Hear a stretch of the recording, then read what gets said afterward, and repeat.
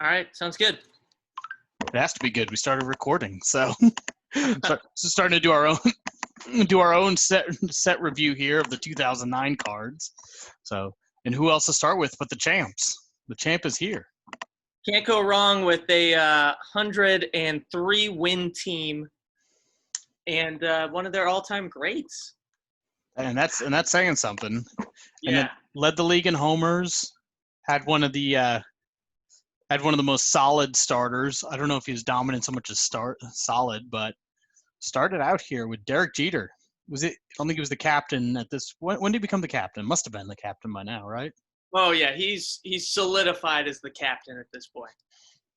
So we got 10 speed A 18. So we'll start out here. I decided to go with the non increments of 5 speeds. So the preface to all this is the first set that I made, and that I had just made this to play with guys on my dorm, and decided to steal a couple things. So you'll see through the years things will evolve. But one of the things I liked from the later sets was that not all speed A, B, or C were created equal to one another. And as I'm sure you were able to tell with the cards that we started making after yours, we love that.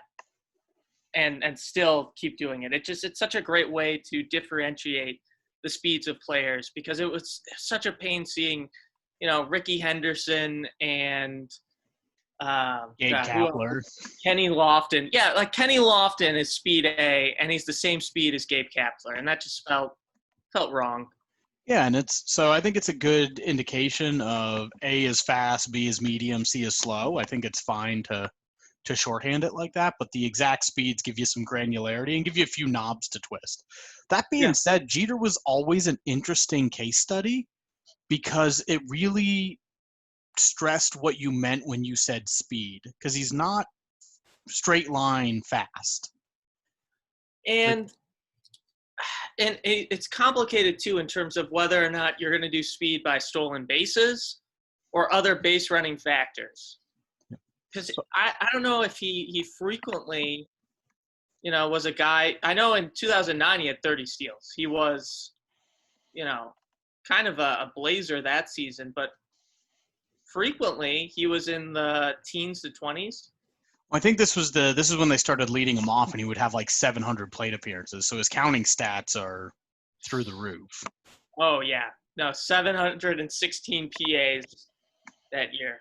Yep. So even if you reduce that down to like 24 or something, if you reduce it back to a 500 average.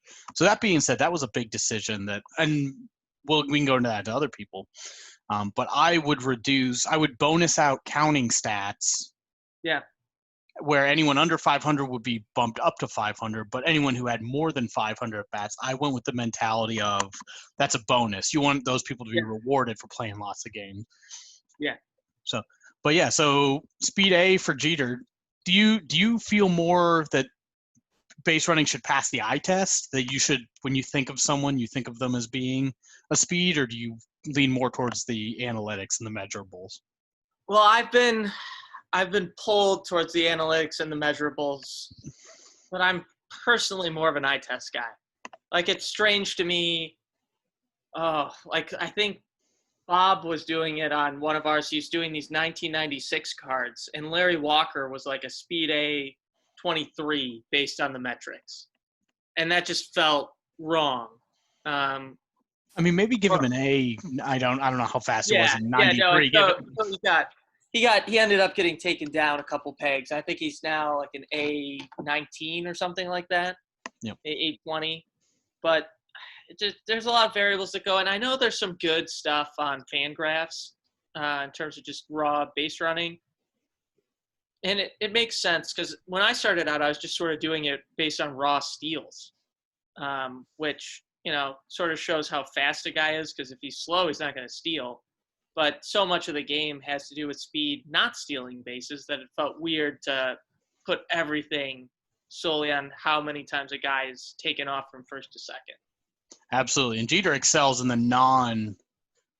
I mean, I guess it must be countable in some way, but not stolen base speed stuff. Great base runner, great instincts. So, but going to the card, so you have at a weak position, especially for the year. This is no longer the land of Nomar and A-Rod and Jeter, Larkin. Where shortstop is this hitting and fielding position. Yeah. So getting a productive player, you get a 10, you get a speed A, even though it's the slowest speed A.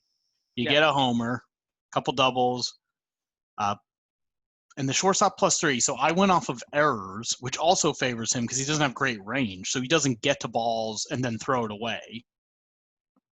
Okay, the errors made sense, and that's how we ended up doing it. So when we started, we also went off the errors, and then we would give the bonus to whoever got the Gold Glove. I would also do this. A Gold Glove automatically would get the maxed out fielding. So I think one of these years after this, Jeter gets the Gold Glove inexplicably, and just has like a shortstop +5. So but in 2009, and you might not have done it the first year because he got a Gold Glove in 2009. So I don't think I did then. Because the 2009 Yankees were one of the first teams that I ever tried to make once I got better Photoshop.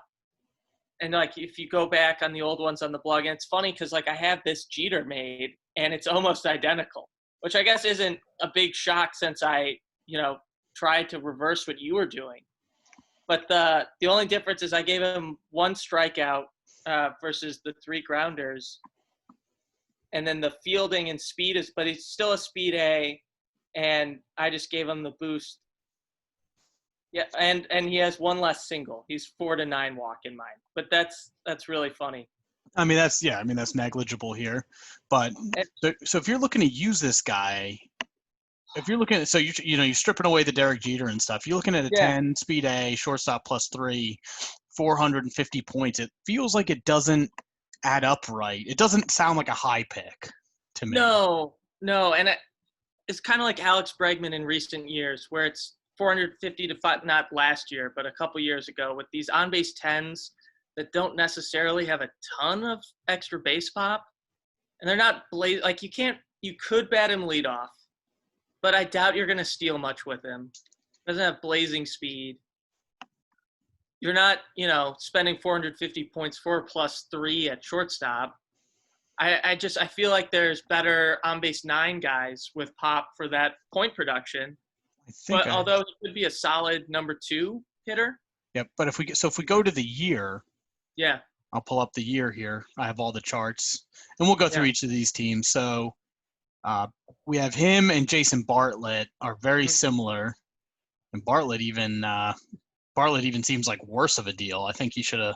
Looking back, if we could remaster this, maybe we can. I guess there are physical copies out there somehow. But so if Jeter goes up to the +5, and then you take, I don't know, I'd have to look at Bartlett's stats, but if he could be no fielding and somehow take the homer away from him, that just makes the league more interesting. Yeah. But so triples too. So but either way, there's still some hitting. Tulowitzki is starting to become, the monster that he would become. Yeah, I mean, Tulo and Hanley seem head and shoulders above the rest at shortstop. But I think this is a position this year, if I was going to draft, where I'd go for a guy like Jose Reyes or, maybe even – well, I mean, honestly, Cabrera or Escobar, the really cheap on-base 8s, and just use shortstop lower in my lineup, save the points. I know they don't have a lot of fielding, but I always punt fielding. Yeah, you don't. So, I mean, Jimmy, I think I would have bumped up some fieldings. I have a lot of 1s and 0s this first year. I think I was really strict on the errors. So, Makes sense. Yeah, I think it's a good card for. I mean, obviously, we're doing my World Series Madness tournament. And it's like, hey, it's a great card, right? The only thing that I don't like is the points. Yeah. Because I just don't know where he fits most efficiently if I get to build a team. But if I get handed a random team and I have Derek Jeter, great. Is he 420 points in the that roster? Yeah, I think that's supposed to be 450. I don't know why they're different. Because I think 420. I know it's only 30 points, but for whatever reason, that makes it, I think, him a little more draftable or palatable. I think looking at Bartlett, it looks like he should be It 450. makes sense for him to be 450. That Bartlett would And only be. It actually would make sense for Bartlett to be right on par with him, or and, even cheaper. I think tempting people with bad fielding is a good decision, but that's just. yeah. I think Because everyone punts fielding or gets so involved in fielding that they have a tendency to overlook really good hitters with bad fielding. And I kind of like giving cheap guys a little, or I guess bad fielders cheaper points. Especially up the middle. If I could reward like the Dan Uglas and the Jeff Kents and those guys, I think that would have. Going back, that's what I would have done differently. So here is one of the first cards where I think I realized that I needed to do something. I couldn't just follow the formula to make the best card for the. Yeah. And I really wasn't thinking about it as a set as a whole or even as a team as a whole. But I think I just looked at Rodriguez's card, the way it came out initially, and I'm like, it's just not exciting. It is definitely an all or nothing card. Yep. So what did you end up making? I'm curious. All right. Yeah. So he's also okay. So he's 460 points. So right around the same.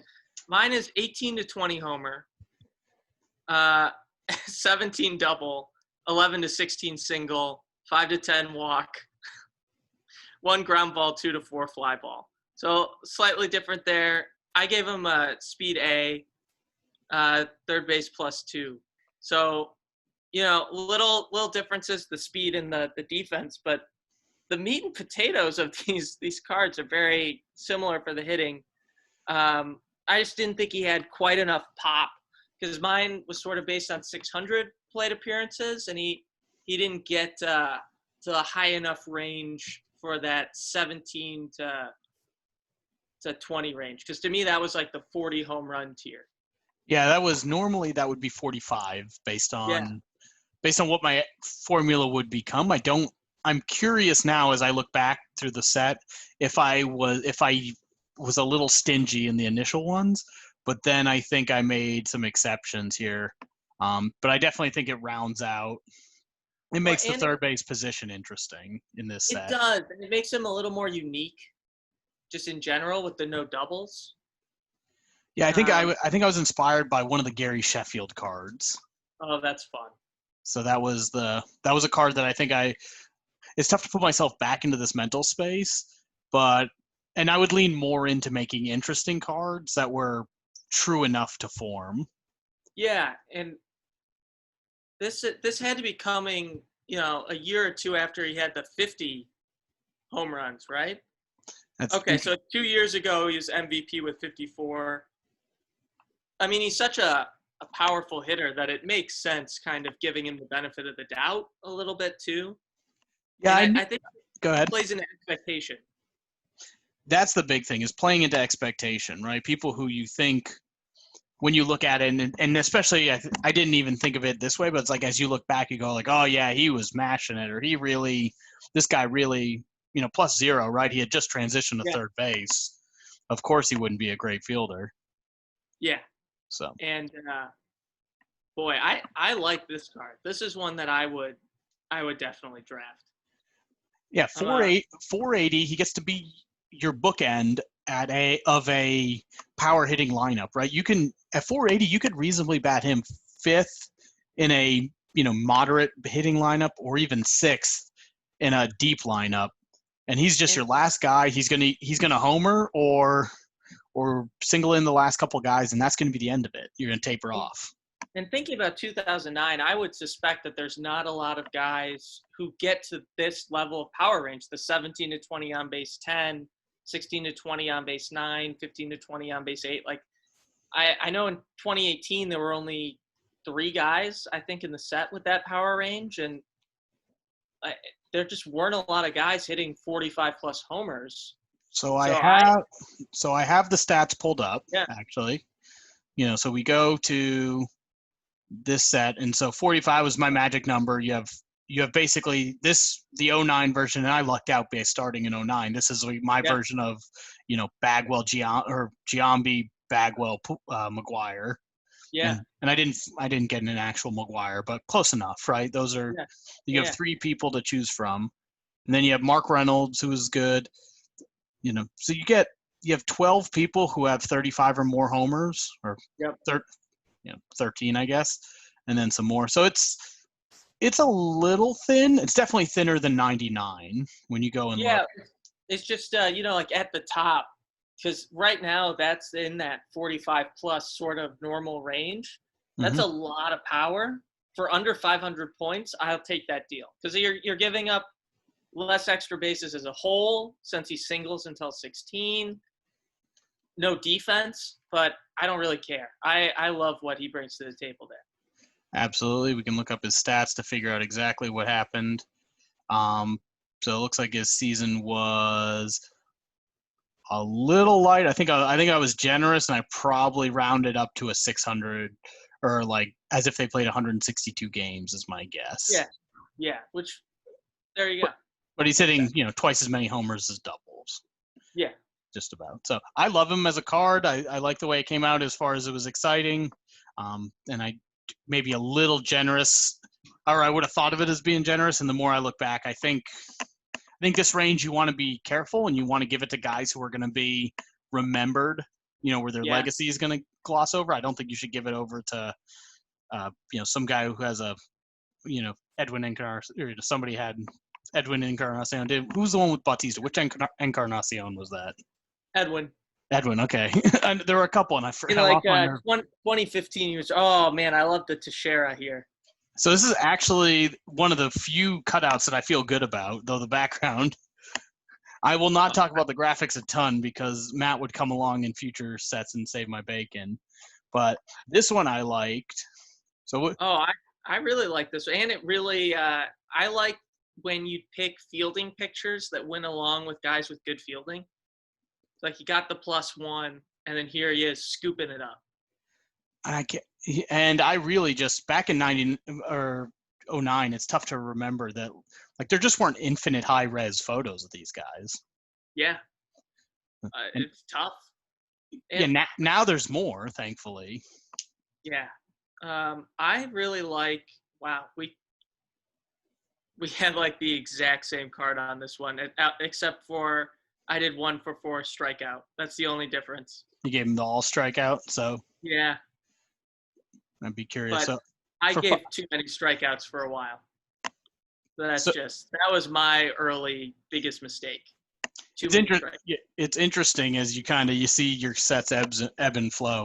We're not going to see it a ton here with the Yankees because I think I adjusted more on the low on base side. I realized I had to juice the low on base guys more. 1, to make them exciting, and 2, to get some variation within my sets. Yeah, otherwise it gets too dull. I think people need to understand that part of it, where you need guys with the on base 6 and 7 to be able to do maximum pop, because they're just not going to get their charts enough. If they're too boring, if they're too weak, it's just going to really water everything down and make it more pitching heavy than it already is. Absolutely. So you have 3 big first. This was a year of first baseman. This is probably the deepest first base year I can think of. Yeah. So you're looking at Teixeira, and you're perfectly fine paying your $520 for this package, right? Oh yeah. Yeah. No, I double at 13. Sign me up with the on base 9. That's amazing. Yep. So I always think of the triplets of 570 guys. And I get a 50-point bonus, and I get somebody who's just a tick below, I think, all 3 of those guys. Yeah. The Bagwell, Giambi, McGuire guys. So love it. Glad, in this set, if you ever draft 09 only, like probably not drafting any first baseman highly unless it's somebody who just really fits around your strategy. Basically, unless it's Votto. It's Votto or Pujols, but that's my advice for all of you who are drafting the 09 only set. So here we go. Man. Nick. So had to get his rear end in there. Well, it's famous. That is. There it is. So he was always he was ahead of the curve on being good at the showdown stats. Yes. Like getting himself on base, even if he had to walk, and then when he hit the ball, doing big damage. Yeah, and he's just sort of like a consistent on-base 9 guy who always had solid enough extra base pop. Kind of a low batting average guy, but the high, very Moneyball-esque. Absolutely. You can put him on a power team. You know, if you're not going to be stealing in front of him, then it's not that big of a deal. Yeah. You know, that's the big mistake I see people make is they'll get like a Nick Swisher or somebody like this, and they'll put like somebody with like a 23 speed in front of them, and just take off and let Swisher walk behind him. Yeah, you really can't ban him second. I think he'd be good especially really good as a 5 or 6 hitter. Oh yeah. So just get on base, and maybe you can get some hits off people's charts on the bottom part of your order. Oh yeah. So like him. I don't care about the plus 0 fielding. Switch is good. So DH, this is the first time we'll talk about this, is I really discounted the DHs. Probably too far, depending on how people do their rules. Well, and I'll agree because I then followed and I just cut whatever I would have priced him at in half as the DH. And that was a big mistake for me. Yeah, it definitely gives the chance for abuse. Yep. So I think you kind of have to determine what your league is going to do and then point appropriately. I would not be against anybody just saying, hey, we're going to vote on DH points before the draft. It's not a bad idea. And just price him as a normal hitter. Price him as, or hey, we're going to price him at first base and we're going to minus 30 points off of all of them or whatever. And you're going to get or 20 points or whatever you think. And they're going to get minus whatever fielding. Which would make sense. You just figure out what, -1 at first base is worth, double that, take it off the salary. And it's probably like 60 points total. Yeah. So completely ignoring the points, because we admit that if you're playing by normal -1 rules or -2 rules, then Matsui is great. Yeah. And if you're not, if he's just a pinch hitter, he's probably still okay for 40 point, for a 40 point-ish pinch hitter. 9. I mean, slow as dirt. Yeah, I mean, he's but what you get there with that on-base 9, double at 17, like he's just such a solid guy for a 6 or 7, and you're paying. Seem to lose you there. I think it's a great deal. Oh, it's absolutely. Oh, sorry. Yeah, I think he's a great deal to hit towards the bottom of the order. Absolutely. I was glad that he ended up being the DH. It would have been interesting to figure out how to put his fielding, because he felt like he was technically sound, but just couldn't get there. Yeah, not a lot of range. Yeah, but he seemed to play the wall well, pretty good. Hit his cutoff man, all those type of things. Yeah. So here was an interesting guy. So also I seem to have got my layering wrong. Looks like on the cutout. We know where this stuff goes. Yeah. I love this cutout though. I love the picture. I don't know why it just I don't know why it has like the promo feel of his hand covering up the chart in some sort of way, but the back. What is that? The World Series patch on his jersey there? It kind of looks like it'd be cool if it was. I think it might be. I'll be honest. I just took whatever the best photo I could get. Again, there's some of these that'll show up. I mean, the Yankees will be fine because they obviously had 1 million photos taken. Yeah. But like the 12th hitter for the Royals is the guy in a windbreaker. That's just classic Showdown though. Oh yeah, a guy with a first baseman who can't play first base. But I love this card for drafting purposes. Oh, I think I would draft him over Swisher. Interesting. So you're going to give up the little bit of extra pop for the speed? Yeah, I'll take the triple instead of the home run for the speed and 50 points. Plus all the extra singles. Yeah, all the extra singles. That is what are we? So 15 to 17. That's 15 to 17. Yeah, that's you're getting a deal there. So that is they really priced homers they did not price homers to move. Oh yeah, they home runs, which makes sense. It's an automatic run, and that's been a big occasional point of contention within the community. Is like, well, a triple's as good as a home run, and That's not true. It's just a home run is always better than a triple.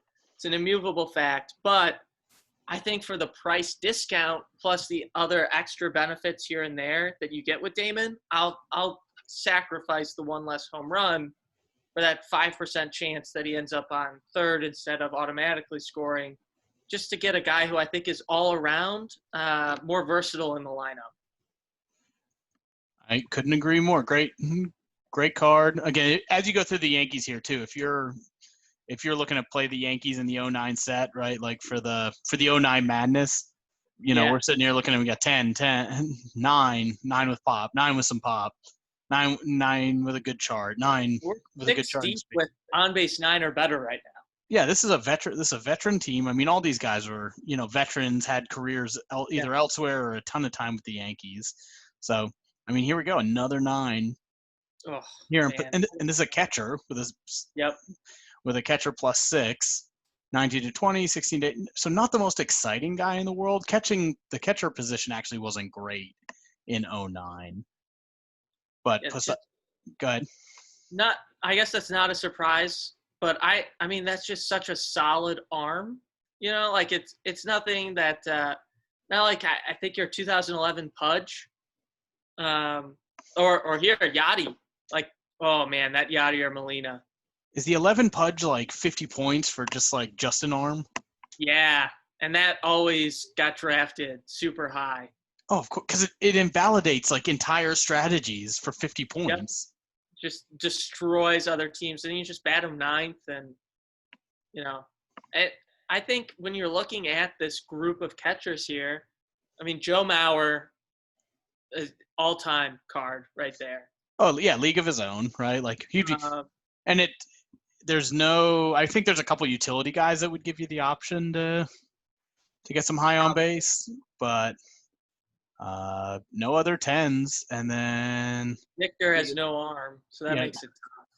Yeah, so and you're going to be paying. So I mean, Ramon Hernandez, it's just not a great year for catcher. And if you can hit a little bit, you're probably going to be doing better than your opponent. Yeah, I think he's. And I guess it makes sense since he's the third most expensive catcher. But I would say I might take Hannigan over him just for the +8. But man. But you save 100 points. Yeah. I mean, Hannigan's just going to get on. People are going to love this guy. This is the type of guy, which is like every lineup I see on the Facebook group, right? Yes. Like this is the guys who have like Jeff Reed. Like, oh, can I get Brent Maine in there? No? Okay, Jeff Reed, right? Yeah, I mean, which makes sense. People love the high on base guy for cheap. I think it's going to frustrate people how often he gets out on his own chart.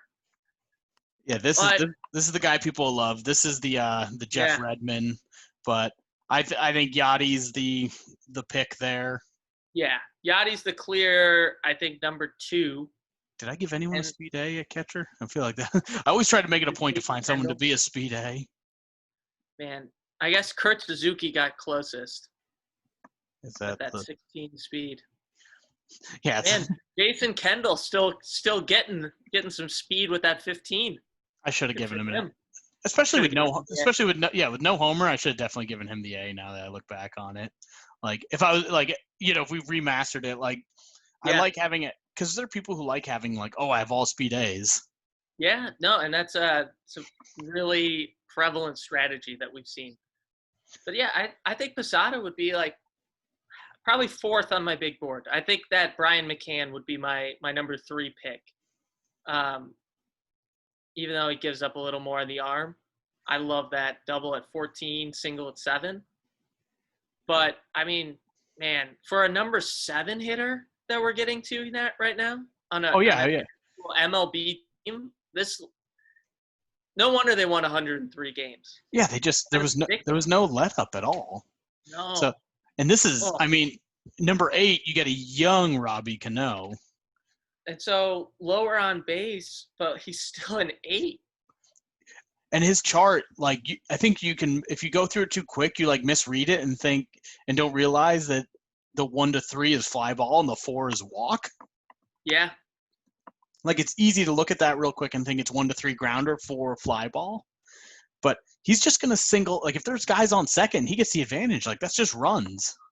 Yep. This and is then the that huge double range. Huge double range. Absolutely. If I'm like price strapped or I'm doing a hitting heavy or a pitching heavy lineup and team and I need somebody who's going to like create some runs, like I'm not heartbroken to bat this guy like 8th after putting like a Chase Utley or a 10 speed, like a Jeter in front of him. Cause like I can steal and I know if this guy gets the advantage, he's going to single him in for 350 points at a position that doesn't hit great. This is. I would imagine there's not a lot of second basemen I would take over him in this set. I'm sure Chase Utley had an amazing year. I would guess that Pedroia was good, but he never had a lot of. Oh, here we go. Brian Roberts. Brian Roberts might be my favorite card in the set. I'd have to. I love that. The 12th, and here's. I think that I may have supposed to juice him a little bit more. I don't know how I would have, but I think. That's probably right. I can't imagine he's supposed to be an 11 to 18. But so, like, I think I made this for my all-decade Orioles because I love that you started it in 2009. So I think I remade 2009 Brian Roberts to be on this team. Oh man, I gave him 13 to 18. So I must have. But yeah, I mean, 12 to 18 makes sense. He hit like 56 doubles or something ridiculous like that. Yeah, with only like 15 homers. Like normally you just see it spread out. So, but you look at Cano, and this is actually an interesting year. I think I was supposed to give Ugla or Ricky Weeks a little bit more power, distinguish them a little bit here. But you're not going to get a lot of killers at second base. You're just like it's the land of mediocrity. Yep. So and Chase Utley at 600.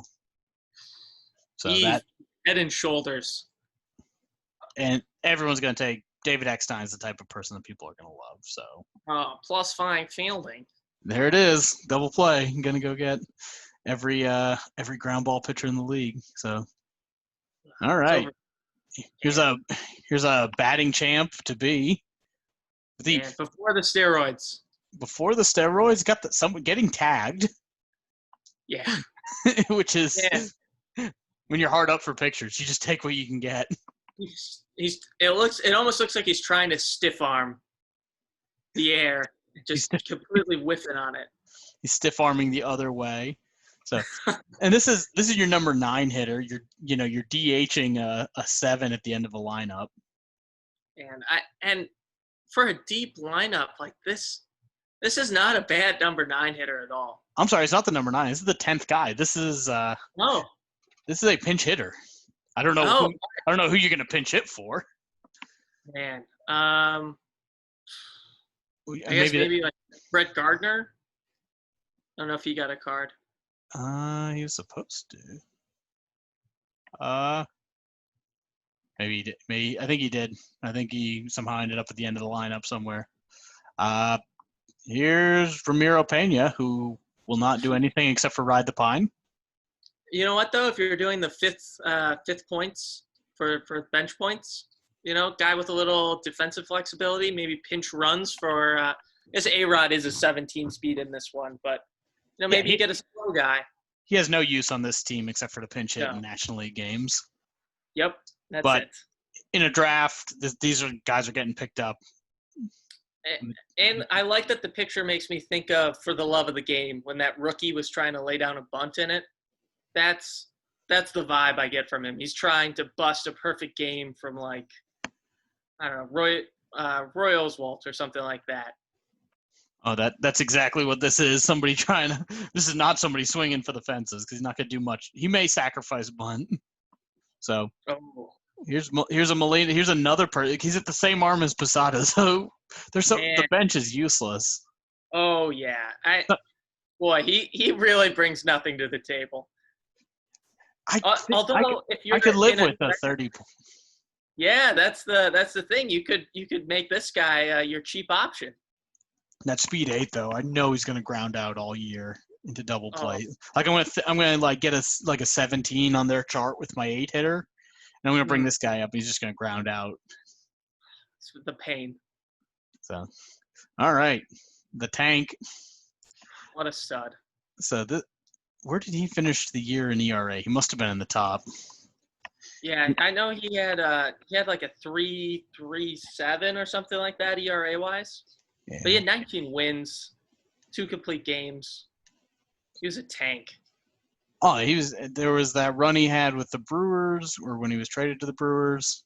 God, I think I made a card that was just his stats for the Brewers because he had like a Bob Gibson level 11 game stretch for them.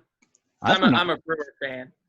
I don't know I don't know why he got this card. Actually, I don't know why he's a 5-1-16. Yeah, so he's like a tier 2 on this. I made him almost the same card, but control 4. That sounds more right to me. I think I must have just been caught up. I think he had a good postseason run. Was this the time? Oh, yeah, for sure. And he finished really well, I believe, in the Cy Young voting as well with the 19 wins. I think it was his first year in New York. Yep. And this was the one where he just pitched every third game. Yep. So I gave him the control 4, and then I took the double away because I sort of felt, I think this card does a good job of being sort of in line with fan expectation, though. Yeah, like, so it feels right until I go look at the stats, and I go look at the stats, and I go like, yeah, he should just be the 16 to 17 walk. Yeah, and so that's where on some of these with when the guy sort of has that reputation, and if they're a tier lower than I think people would expect them to be, I go no doubles, and that's kind of balancing it out. I think that's a good point. Either way, pitching is in such abundance in a lot of these sets. Like, I don't know if you really need to. I don't know if you have to value CC too highly. 3 to 7 strikeout doesn't impress me. 8 to 10 doesn't do it for. Like, he's gonna be good, but he's gonna give up some runs, and I don't think you need to draft him super high. No, he's gonna last. If you're gonna spend 580 points on a 1 or a 2, like, you can get a dude, and he can be a dude. Yeah. So. Classic Pettit. Yeah, and what's odd to me looking at it initially is like the ground ball seems a little low and the strikeout seems a little high. I don't know if I gave him one on reputation. Yeah, I don't know, because his strikeout rate that year, he had just under 7 per 9 innings. So, interesting. So, I'm guessing I gave him a little something because I think this was towards the end of his rope, and I knew I wanted to help guys on their last season. And I like how he stayed so consistent between this, set and the original card. I think he was also a control 4 on at 16. Yeah, so it's the callback is maybe that was it. It's tough to put myself into that headspace. That being said, a 3 to 8 strikeout I think that's pretty different from a 3 to 7 strikeout. Still, I wish he had a bigger ground ball, which he was notorious for having, but I don't know. I think he was low on ground balls that last year. Maybe. I think people started hitting him fly balls more because I have him as only 3 ground balls too. Interesting. So I know I've had other cards that have a little bit more. You can't ever. There's no way to factor in his pickoff move. So yeah, there it is. Good card. I like the double. I like if I'm gonna get a 15, I like them to have the 2 walks so that they can pitch around trouble, especially if they're gonna have some strikeouts. Just make it difficult to manufacture some runs. So, AJ Burnett. So, interesting card here with the 2 walks, the 1 single, and the single double as well. Very very much on par with Andy. Very very comparable, because you're same tier here. You're just trading a control down for an extra out on the chart. Yep, and you got keeping the 2 walks make it difficult to manufacture anything here. Burnett had a weird career. He really did, because he had a couple years, especially in Pittsburgh, where he was an ace.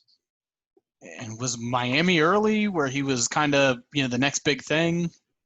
Yeah, maybe not. Beckett and Dontrell. Yeah, so it was just a weird. I don't know that I ever really got an idea of what a AJ Burnett showdown card should look like. Yeah. I feel like I have an idea with Pettit. I feel like I have an idea with Sabathia, and I think this is a hitter's game. Yeah. I think besides the exciting guys, I think pitchers are really just the canvas that you're going to paint on. Mm. But so this is good. I would take him. You don't need to do anything crazy with the fielding or anything like that to maximize him. So, solid number 3 or 4. Yep. Here's the interesting one here is Phil Hughes at that 3 at 170 range. I always was tempted here if I wanted to just mash to try to slip in a couple of these guys with the 5 innings pitched and then figure out what I was going to do for relievers, maybe go heavy on relievers. We've had a couple guys do that in recent leagues to mixed success just because I guess it depends on the league in terms of your rest rules for bullpen. So you really only need, like, if you get 3, top level relievers and then one kind of like solid guy who's, like control 4, 1 to 16 out, you can definitely load your rotation with these guys and be fine if you've got an electric offense. So the thing that I've done for the World Series Madness, which I've liked, is every inning pitched. One, if your reliever pitches tired, they're tired the next game. So you can't get the John Johnstones and just pitch them into the dirt. Have them pitch 3 and 3 innings on back-to-back games. Because once you figure out that trick, it's like, oh yeah, this is really like baseball, guys. Yeah, it gets ridiculous. Yeah. So if you pitch tired, you're tired. And then if you're tired, not only is it -1 to the pitch, it's +1 to the swing, and then -2 +2. Yeah. So that's been interesting. It's made it so that you have to pick and choose when you're going to stretch guys. Yeah. Especially because in that tournament, you don't get to choose how many relievers you have. That makes sense. The good thing is they're all World Series teams, so they all have reasonable starters, right? They don't. Yeah. Nobody has a whole rotation of guys who can only throw 5 innings. That would be brutal. That would. Well, it'd be okay. You just have to carry 6 relievers or whatever, 7 like legitimate guys who could get outs of different sorts. All that being said, I love these type of guys. I can live with 1. I mean, 3 and 4, no problem. I can be talked into it at a 2 if I'm really mashing. Yeah. And then I'm probably at the Hideki Arabu. I need somebody a little bit bigger to go up against the Pedros of the world. I just can't throw Phil Hughes against Pedro and reasonably expect any lineup to cover that. But boy, I think he's definitely a cost-effective back of the rotation starter that you can lean on for 4 innings, say, and then you have a decent guy at the top to take some pressure off the bullpen. Yeah, get a couple relievers who cost probably about as much or more. Speaking of which, dun dun dun, or doon doon doon doon doon doon. Here we go, the Sandman. Model of consistency. Yep. So the big K.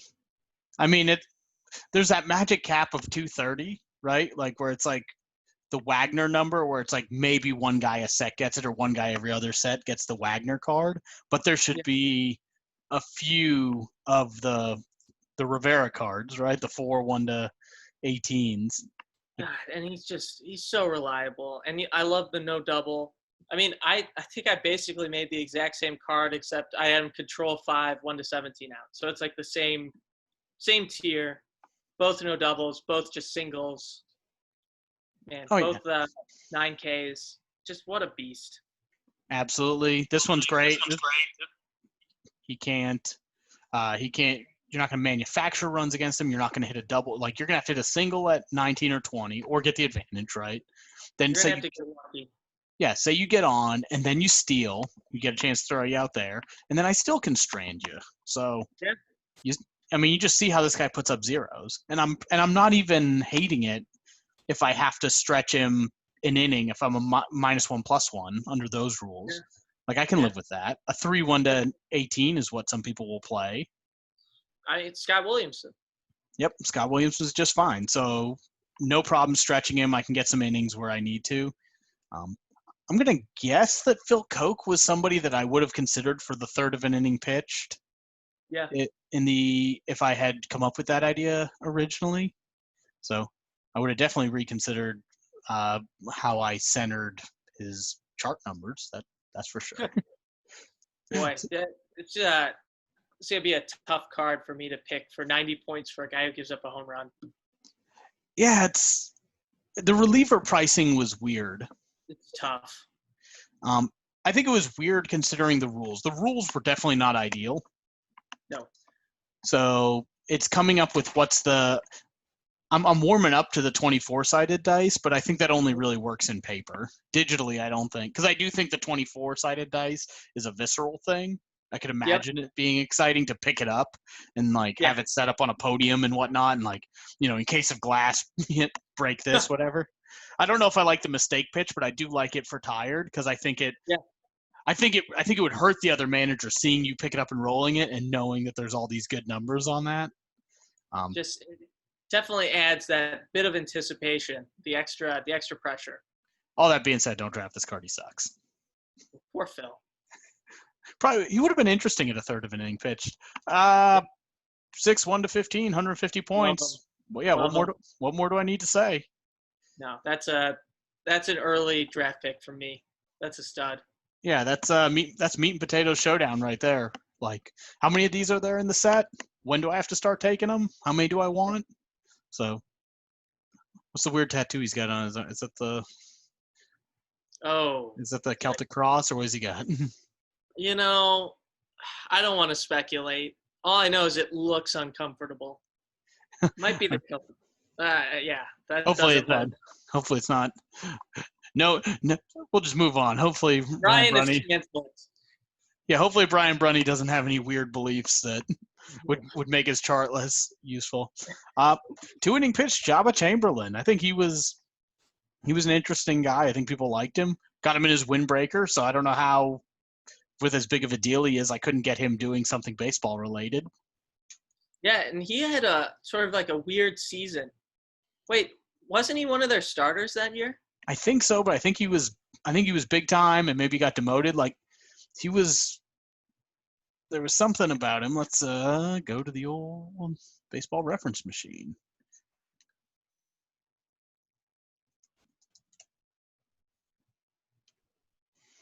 Because he was really hyped coming up and that was when the Yankees weren't. They didn't really have a lot of big hyped guys. I know in 2007 he was. Oh yeah, that's like first year. Interesting. I didn't. I guess I just like wedged him in there. I wonder because was Phil Hughes a starter on this team? Phil Hughes was not a. Yeah, he was. I almost wonder if we like flipped Phil Hughes and Jobber Chamberlain. Interesting. You could tell that this was just like a dorm project. Oh yeah. Yeah, definitely would have made more sense to just make Phil Hughes. Probably just got the charts wrong somewhere along. Yeah, I mean that's what happens, especially early on when you're just making things for buddies. Boy, yeah, Phil had 18 wins in 2010. Never would have expected that. How many is he? He had I guess he stacked them up sometimes. Yeah, I remember that. That 14 year was awesome. And that was right. He went to because he fell off the cliff here. Yeah. In 13, and then like went to the Twins and just became like the man. Yeah. So, interesting thing always to look at is look at the team and figure out if somebody else should have been on the team. Because I remember the 2000. Well, maybe did David Robertson get a card? He got one the next year, maybe, because I think he has a 4-1 to 18 that I remember. Yeah, I remember that in 2011. I think I gave him. So mine, my 09 Yankees, I had Phil Hughes as a reliever and Chamberlain as a starter. That's because that's what they should have been. I had Dave Robertson instead of Bremley or Bruni. That's his name. Yeah, so I just switched out. Not Bob Brenly. Yeah, but I mean they had like almost the same amount of games and innings. Yeah. So that's just dealer's choice. Yep. Okay. So this is the hitting stats for everyone's getting sick. I don't want the advanced batting. I just want hitting stats or pitching stats. Team. Baseball Reference will really let you go into the weeds here if you want to. Oh, yeah. Do I have to pick batting? Oh, yeah, I'm on batting. So, yep, their 4 starters are the 4 that it should have been. And then they picked Robertson. They had Robertson over Brunny. And I think I picked Brunny because he had the 5 wins. So I did control based off win-loss just to have it be so you could have guys who would have good charts with bad win-loss records. Yep. That's always been a struggle is how do you get guys with good charts with low control? So many of the stats are, the whip and the ERA are all correlated to one another. Yeah. Well, so because we started doing that, especially with the wins, like that, we saw that, and then we divide. I think we started by doing ERA plus whip, and then splitting guys into tiers that way, and then distributing control based on wins.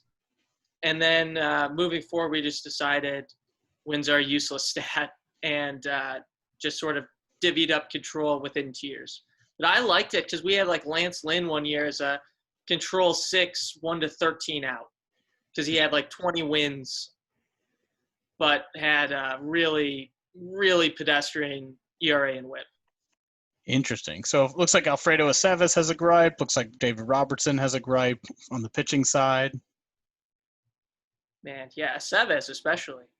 They could have had 2 IP2 guys on the team, which would be well, he would have been a 6 with 10 wins. Jeez. Yeah. So he was a lot like his 2011 Red Sox card. Oh yeah. So is that a 2-inning pitch guy? Yeah.